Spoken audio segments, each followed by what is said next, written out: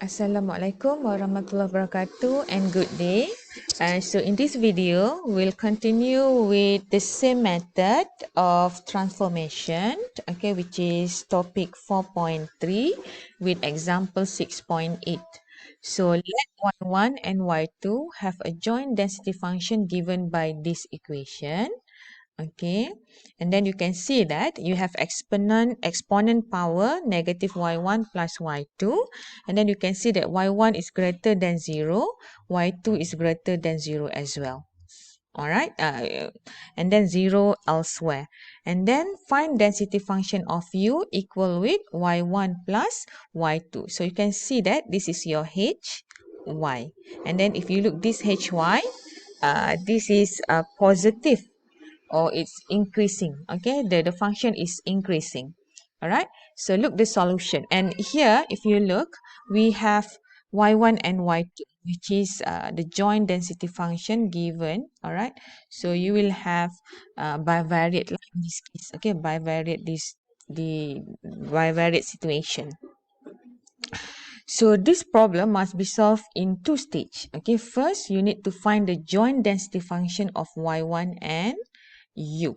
Okay, and then second you will find the binomial density function of u. Okay, the approach is to let y1 be fixed value, okay, whereas y1 greater than 0, then you will have u equal with y1 plus y2. So if you look here, this is small letter, isn't it? So we consider this is a value.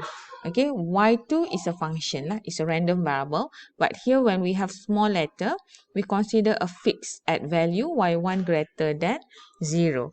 Then we can consider the one-dimensional transformation problem.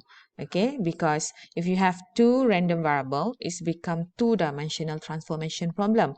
Okay, it will be complicated. That's why here we try to simplify by consider one value is fixed. Okay, in here we consider y1 lah, is a value which is greater than 0. All right, and u is equal with h, a function of y2 only. So that's why you will have this equation, u equal with y1 plus capital Y2. This is a random variable. Okay, but this one is a value.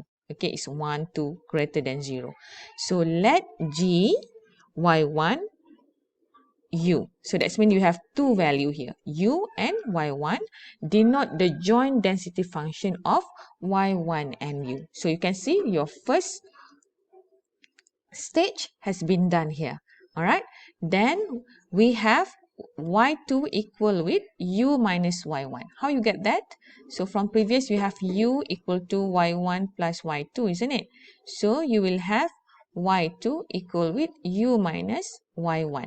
So this is your h inverse 1 u. Okay, h inverse 1, but h inverse u.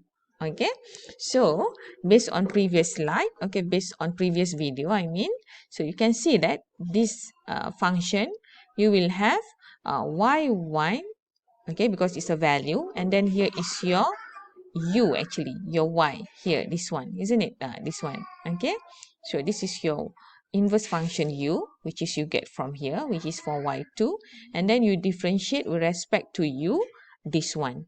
Okay, this one, when you when you differentiate u, you get 1. Okay, but here what is the density function?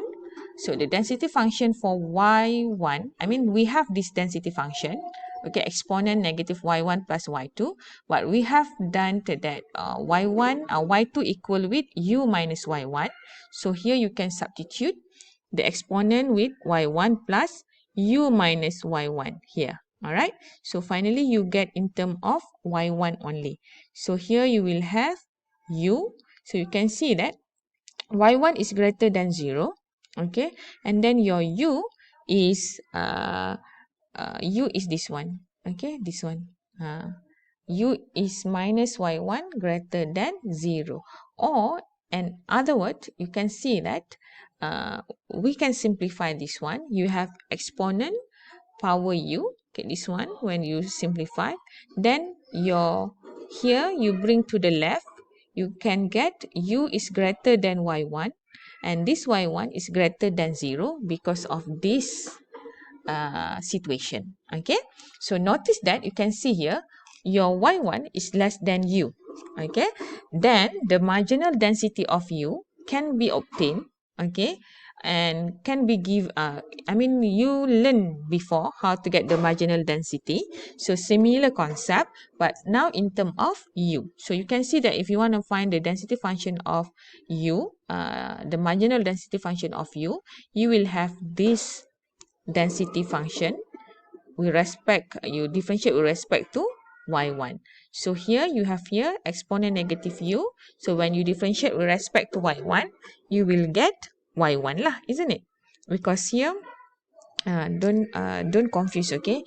When you differentiate here u, and then here is 1. When you differentiate when you integrate with respect y1, so you will get y1 here 0 until u. So when you substitute the value, you will get u exponent negative power u. Alright, so that's why you will get this. And then your u is greater than equal with 0. And then 0 elsewhere. Okay, so basically in this situation, okay, important here, you can see that you have bivariate random variable, which is u equal with y1 plus y2. Okay, so it's difficult to do the transformation for second dimensional. So that's why we try use one dimensional transformation. So first, what should you do? You find first the joint density function of y1 and u. So how to do that? Actually, you can play around with this one. Okay, you consider either one is a fixed value and the value is based on this condition, okay, which is y1 greater than 0.